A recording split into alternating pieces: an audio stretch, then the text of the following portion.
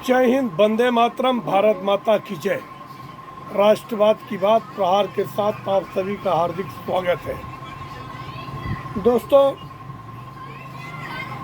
दिलचस्प मोड़ पे आ गया कश्मीर का चुनाव।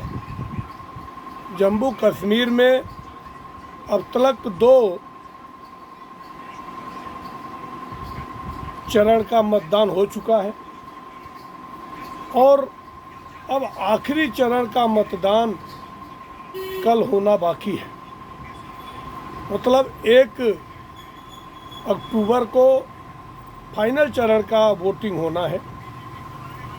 और पहली बार ऐसा लगा कि जिस हिसाब से पूरे भारत में लोकतंत्र की जो बात होती है, आज जिस हिसाब से लोकतंत्र की स्थापना हुई है कि लोगों को मतदान देने का जो राइट है, फंडामेंटल राइट, वोटिंग राइट, वो अभी तक जम्मू कश्मीर में लोग दे नहीं पाते थे।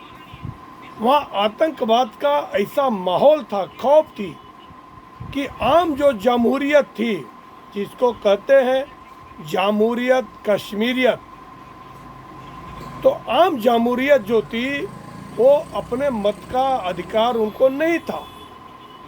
उनके वोट डरा धमका के, मतलब लोग घरों से निकलते ही नहीं थे। वहाँ पे जो घाटी का इलाका था, वहाँ पे वोटिंग ही 5% 10% होता था। पर अब की बार जो क्लाइमेट बना, वहाँ का जो माहौल बना, जिस हिसाब से लोगों ने बढ़ चढ़ के वोटिंग में हिस्सा लिया, एक एक इलाके में तो 80% से ज़्यादा मतदान हुआ है।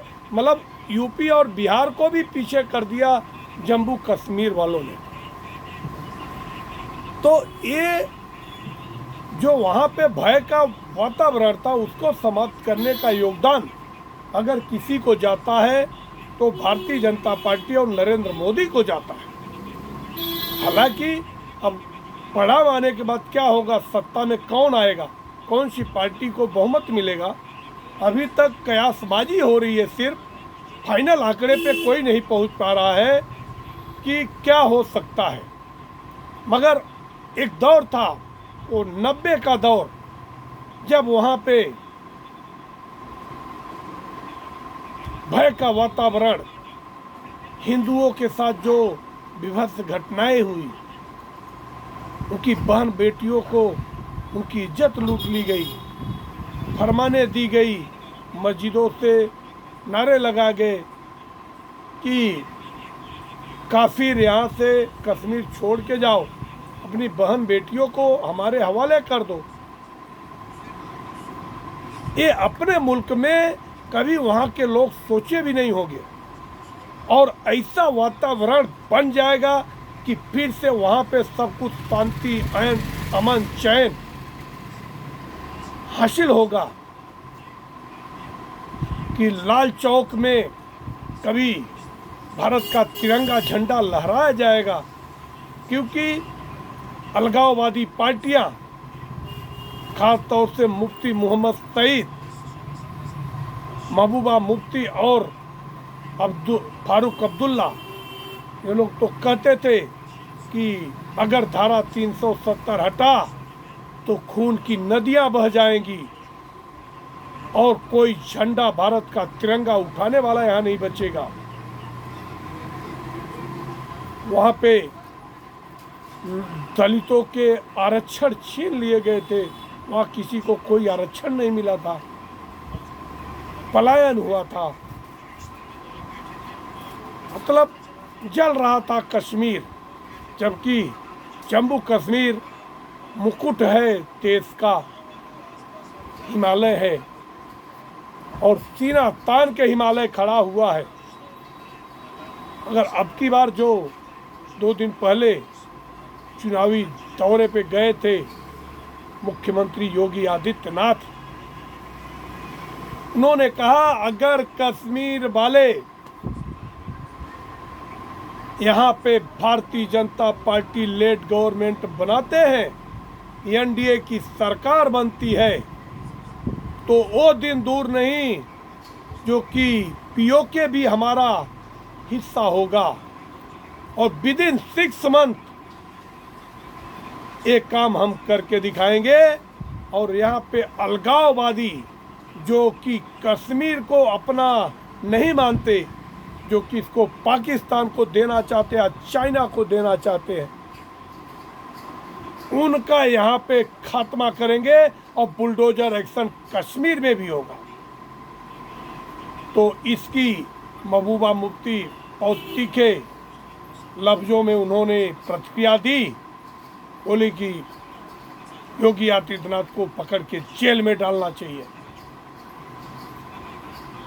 तो अभी जो आखिरी चरण का चुनाव है, अब वैसे भी घाटी में भारतीय जनता पार्टी महज 40 में केवल 19 सीटों पर ही चुनाव लड़ रही है, मगर उसके सहयोगी दल और ख़ास तौर से राशिद इंजीनियर इस समय सबसे ज़्यादा अगर चर्चा में वहाँ कोई है भारतीय जनता पार्टी के बाद तो राशिद इंजीनियर है, जो कि उनके ऊपर टेरर फंडिंग का आरोप है और उस मामले में वो 2 साल से जेल में थे, मगर जेल में रहते हुए उन्होंने उमर अब्दुल्ला को 2 लाख से अधिक वोटों से हराया। और उनके पीछे जिस हिसाब से पब्लिक का एक हुजूम है, उससे ये प्रतीत हो रहा है कि राशिद इंजीनियर कम से कम 10 सीटों पे तो जीत फतेह कर सकता है, और नहीं भी करता है तो सिंपल सी बात है कि वहाँ पे जो गुज्जर बकरवाल जो कि भारतीय जनता पार्टी समर्थक हैं, वहाँ पे निर्दलीय रूप में चुनाव लड़ रहे हैं और उनके जीतने की संभावना अधिक है। अगर वो भी जीत के आते हैं तो उनका समर्थन भारतीय जनता पार्टी को होगा और पहली बार घाटी में कोई एक हिंदू मुख्यमंत्री बनेगा, जो कि राजा हरि सिंह के बाद अगर कोई फिर से उस मुल्क पर राज करेगा हिंदू, तो भारतीय जनता पार्टी का कोई सशक्त मुख्यमंत्री आएगा, जो कि वहाँ पे पूरे आवाम के हित की बात करेगा। हिंदू तो कभी हिंदू की बात नहीं करता, वो तो सर्वे भवन्तु सुखिनः सर्वे सन्तु निरामया सर्वे सन्तु भद्राणि मां मेरा मतलब कि हिंदू हमेशा सभी के सफल होने में ही भरोसा करता है, संपूर्ण विश्व का कल्याण हो, इस भावना से हिंदू काम करते हैं। और ऐसा मुख्यमंत्री आएगा जैसा अभी वहाँ के एलजी है मनोज सिन्हा, उन्होंने कश्मीर को जो कि स्वर्ग है और स्वर्ग बना दिया, नरक से स्वर्ग बना दिया। आज वहाँ की जो जीडीपी बढ़ी है, वहाँ पे जिस हिसाब से पर्यटन बढ़ा है, 2 करोड़ से ज़्यादा लोग 2023 में गए हुए हैं, अभी तक 1 करोड़ 80 लाख लोग जा चुके हैं, अभी 4-5 महीना बाकी है। तो ऐसा लग रहा है कि अब की बार तो 2.5 करोड़ के भी अधिक लोग आएंगे। और अब की बार जो चुनाव हुआ उसको देखने अमेरिका, फ्रांस और रसिया दूर दूर के डेलीगेट आए और उन्होंने तारीफ किया कि भारत की जो चुनावी प्रणाली है इसकी कॉपी पूरे देश में होनी चाहिए।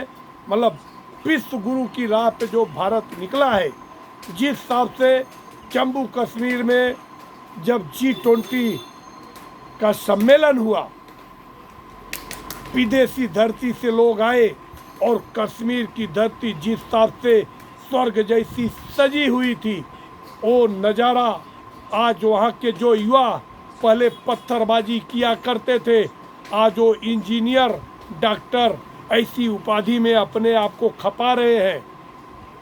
ये माहौल, और हम तो यही चाहते पूरे भारत में ऐसा ही माहौल हो। आप लोगों की क्या राय है, आप हमारे कमेंट सेक्शन में आके अपने विचार रखें। और कल बढ़ चढ़ के हिस्सा लें, वोटिंग करें। कश्मीर में एक बार भारतीय जनता पार्टी की सरकार बनाए। जय हिंद, वंदे मातरम, भारत माता की जय।